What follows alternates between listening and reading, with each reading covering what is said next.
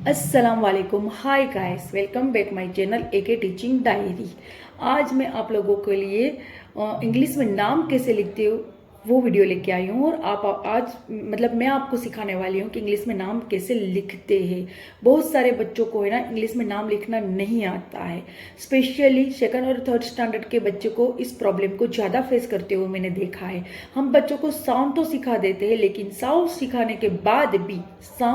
के बाद भी वो नाम लिखने में मिस्टेक करते। तो आज बच्चों के इस प्रॉब्लम का सॉल्यूशन मैं लेके आई हूँ इस वीडियो में। तो आप पूरा वीडियो देखना और समझना, ताकि आप अच्छी तरीके से सीख पाओगे कि इंग्लिश में हम नाम कैसे लिखते हैं। जैसे कि हम किसी पर्सन का नाम लिखना हो, किसी पैलेस का नाम लिखना हो, किसी सिटी का नाम लिखना हो, तो स्पेशली इसमें ही बच्चे को प्रॉब्लम होती है। साउंड तो सीख लेते हैं, सारे बच्चे को साउंड सिखा देते हैं, लेकिन फिर भी मिस्टेक नाम लिखने में करते। तो हम यही इस प्रॉब्लम का सॉल्यूशन में इस वीडियो में लेकर आई हूँ। तो आप मेरी वीडियो पूरी देखना, बिल्कुल स्किप मत करना, ध्यान से देखना। और अगर आपने अभी तक मेरी चैनल को सब्सक्राइब नहीं किया है तो फर्स्ट मेरी चैनल को सब्सक्राइब कर लेना, बेल आइकन को क्लिक कर लेना, ताकि मेरी आने वाली सारी वीडियो की नोटिफिकेशन सबसे पहले आपको मिलती रहे। यहाँ पे मैं पार्ट 1 लेके आई हूँ। मैं जो नाम सिखाने वाली हूँ ना, उसका पार्ट 1 है। मैंने 3 पार्ट में इस वीडियो को डिवाइड किया है। तो फर्स्ट हम देखेंगे फर्स्ट पार्ट को। ओके, तो चलो हम स्टार्ट करते हैं हमारा फर्स्ट पार्ट। सबसे पहले हम सीखेंगे क ख ग, जैसे कि आप बाराखड़ी जानते हो वो सीखेंगे। इसके बाद हम इंग्लिश में नाम लिखना सीखेंगे। तो सबसे पहले हम बाराखड़ी के वर्ड्स को समझते। क को के ए पढ़ते, ख को के एच ए पढ़ते, ग को जी ए पढ़ते हैं। आपने देखा सब में ए आता है। मैं आपको बताऊंगी आगे कि ऐसा क्यों होता है। क को जी एच ए पढ़ते हैं, च को सी एच ए पढ़ते और छ को सी डबल एच ए पढ़ते। जब सेम वर्ड्स 2 बार आते हैं ना, जैसे कि एच एच, तो उसको हम सी एच भी पढ़ सकते हो, सी डबल एच ए भी पढ़ सकते। तो और मैं एक क्यों आता है सब में, वो मैं आगे आपको बताऊंगी। तो आप पूरी वीडियो देखना ताकि आपको अच्छी तरीके से समझ में आए। अब आगे ज को जे ए बोलते, ज को जे ए पढ़ते, ज को जेड ए और जे एच ए भी पढ़ते, ट को टी ए पढ़ते, ठ को टी एच ए पढ़ते, ड को डी ए पढ़ते और ढ को डी एच ए पढ़ते हैं। अण को एन ए पढ़ते हैं, त को टी ए पढ़ते हैं, थ को टी एच ए पढ़ते हैं, द को डी ए पढ़ते हैं, ध को डी एच ए पढ़ते हैं, न को एन ए पढ़ते हैं, प को पी ए पढ़ते हैं, फ को पी एच ए और एफ ए दोनों तरह से पढ़ा जाता है। ब को बी ए पढ़ते हैं, भ को बी एच ए पढ़ते हैं, म को एम ए पढ़ते हैं, य को वाई ए पढ़ते हैं, र को आर ए पढ़ते हैं, ल को एल ए पढ़ते हैं, व को वी ए पढ़ते हैं, श को एस एच ए पढ़ते हैं, षटकोण के श को एस एच ए पढ़ते हैं, स को एस ए पढ़ते हैं, ह को एच ए पढ़ते हैं, क्ष को के एस एच ए पढ़ते हैं, क्योंकि इसमें क और श दोनों का साउंड मिलता है। और ग को जी वाई ए पढ़ा जाता है। आ को ए पढ़ते हैं, ई को आई पढ़ते हैं, बड़ी ई को डबल ई पढ़ते हैं, छोटी ऊ को यू पढ़ते हैं, बड़े ऊ को डबल ओ पढ़ते हैं, छोटे ए को ई पढ़ते हैं, बड़े ए को ए आई पढ़ते हैं, ओ को ओ पढ़ते हैं। ये मात्रा है जो आपको लिखना होगा कोई नाम वगैरह, तो मात्रा का यूज करना पड़ता है। अगर आपको कहीं बड़ी ई लगाना है तो डबल ई, छोटी ई लगाना है तो आई, बड़ा ऊ लगाना है तो डबल ओ, छोटा ऊ लगाना है तो य लगाना पड़ता है। तो आपको ये सीखना पड़ेगा। औ को ए यू पढ़ते हैं और अन को ए एन पढ़ते हैं और उन का ए एच होता है। यह आपको समझना है। अब देखो, क का के ए होता है, का के हे होता है। की छोटी ई अगर आपको लगानी है तो आई लगेगा, के आई। बड़ी की लगानी है तो डबल ई लगेगी, के ई।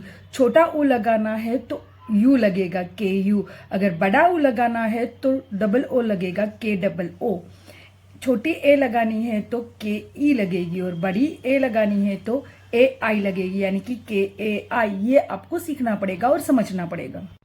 तो आपने बाराखड़ी भी देख ली, मात्राएं भी देख ली और क से कै तक कैसे लिखते वो भी देख लिया। तो चलो अब स्टार्ट करते हैं नाम लिखना। अगर किसी पर्सन का नाम लिखना है, किसी पैलेस का नाम लिखना है, किसी सिटी का नाम लिखना है, तो हमें ये सब कुछ यूज करना पड़ेगा। तो चलो स्टार्ट करते हैं नाम लिखना कि हम कैसे नाम लिख सकते हैं।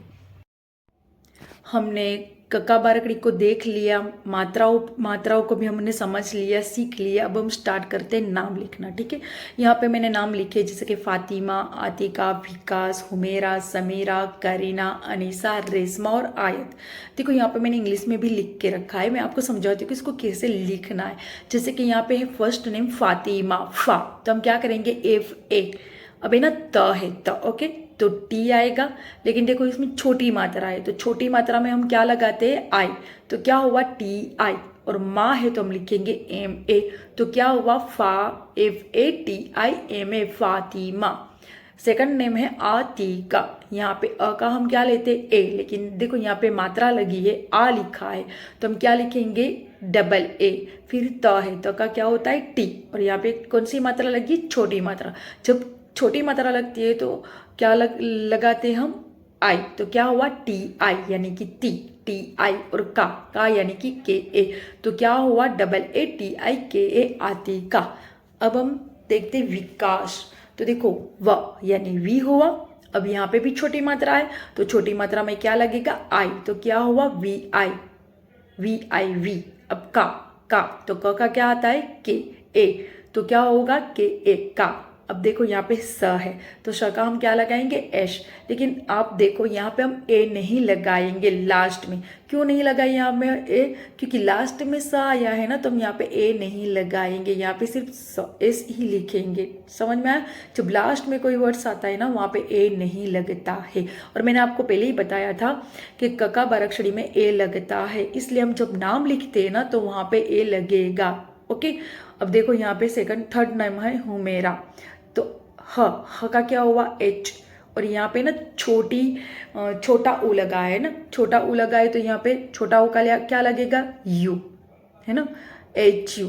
अब देखो यहाँ पे म है तो एम हुआ, और छोटी मात्रा है तो क्या लगेगा ई, तो क्या हुआ एम ई यानी कि हूँ मैं।